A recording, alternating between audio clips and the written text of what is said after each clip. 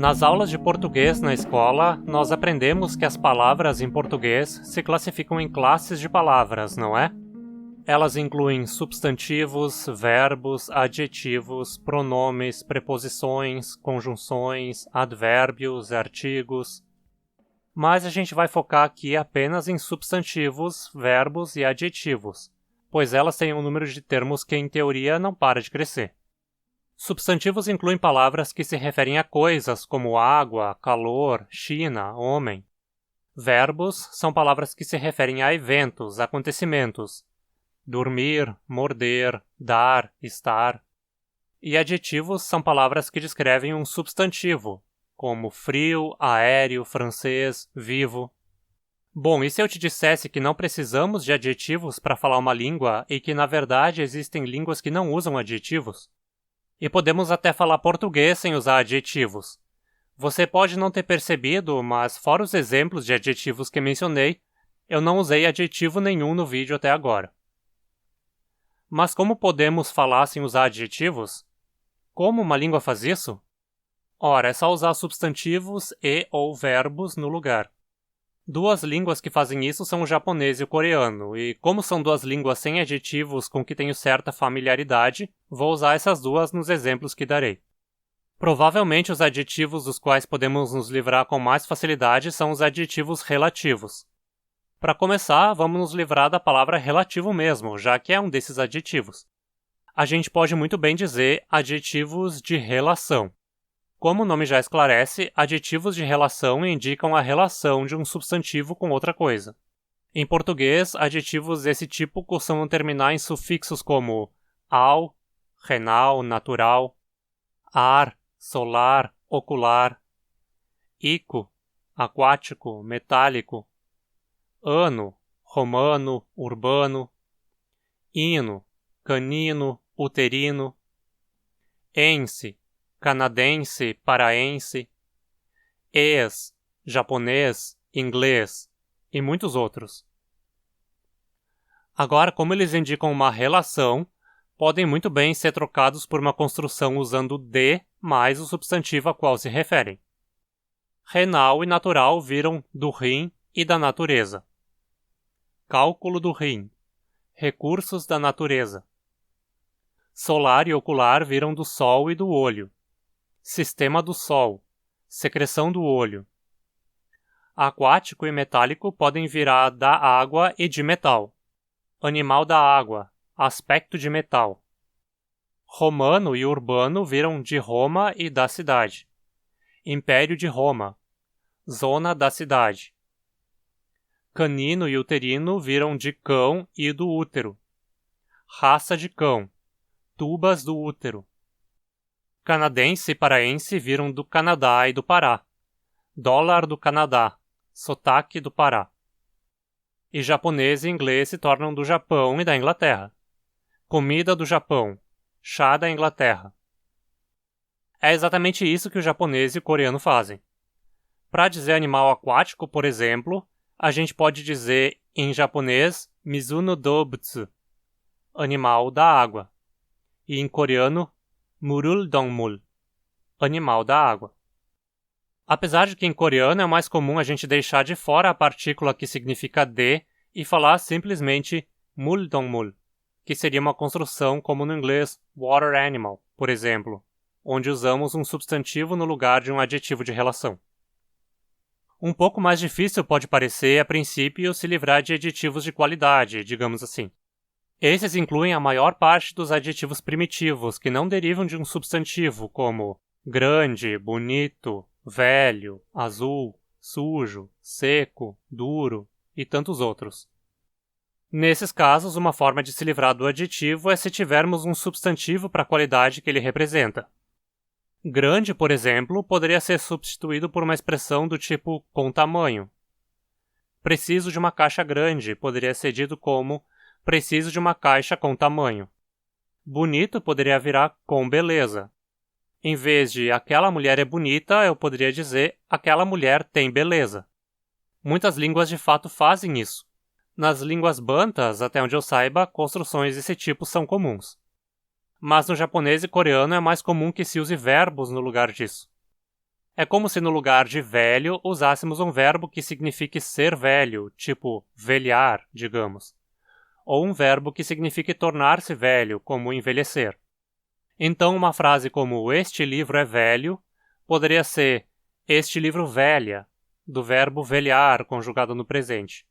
Ou este livro envelheceu, do verbo envelhecer conjugado no passado. É exatamente isso que o japonês e o coreano fazem, respectivamente. Vamos ver como dizer este livro é velho nas duas línguas então. Em japonês dizemos kono hon wa furui. Literalmente, este livro velha. Quem estuda japonês geralmente não aprende que furui é um verbo, mas sim que é um adjetivo. Mas os adjetivos se comportam exatamente como verbos, conjugando nos mesmos tempos verbais, e não precisam de um verbo de ligação como adjetivos, entre aspas, verdadeiros. Então nada mais são do que um tipo de verbo de fato.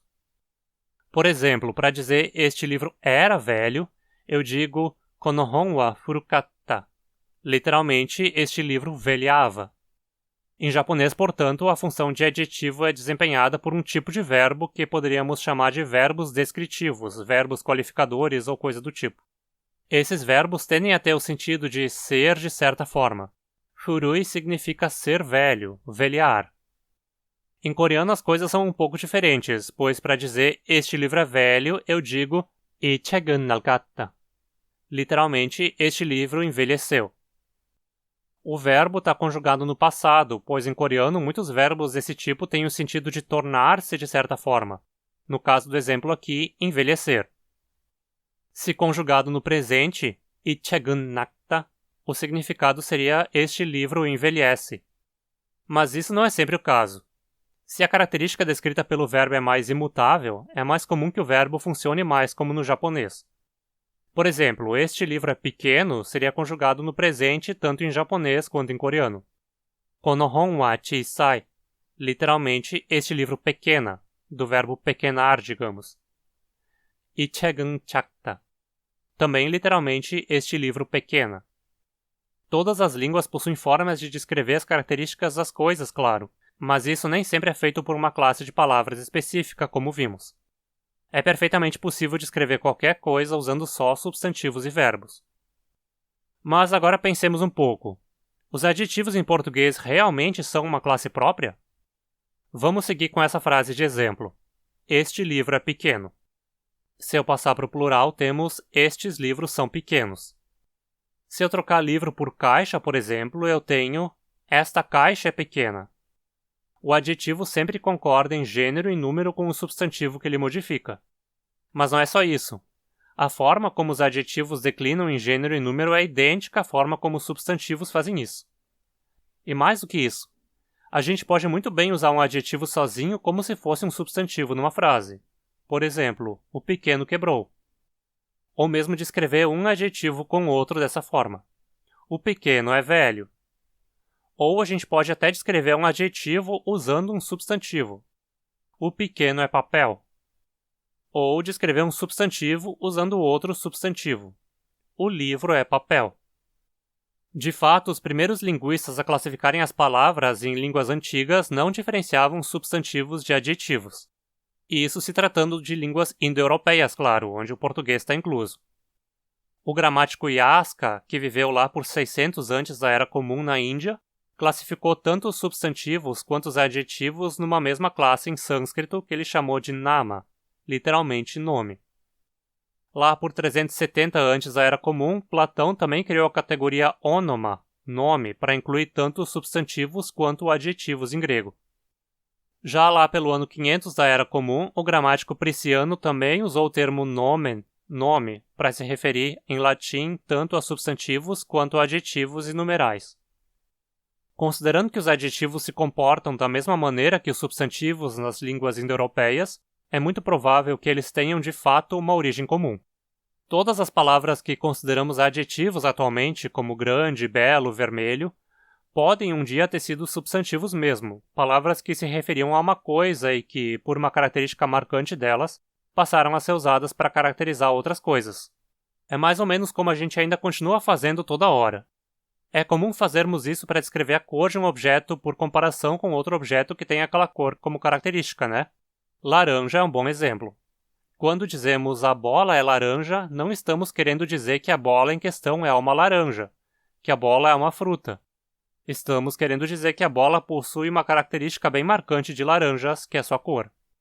Da mesma forma, lá no proto-indo-europeu, ou provavelmente uma língua ainda mais antiga, o mesmo era feito com adjetivos como pequeno, por exemplo. Em vez de dizer a bola é pequena, eles talvez usassem uma coisa no lugar de uma palavra própria para pequeno, digamos, a bola é farelo ou a bola é filhote, algo do tipo. E, com o tempo, a palavra foi perdendo seu sentido original e se tornando um substantivo com um sentido geral de coisa pequena.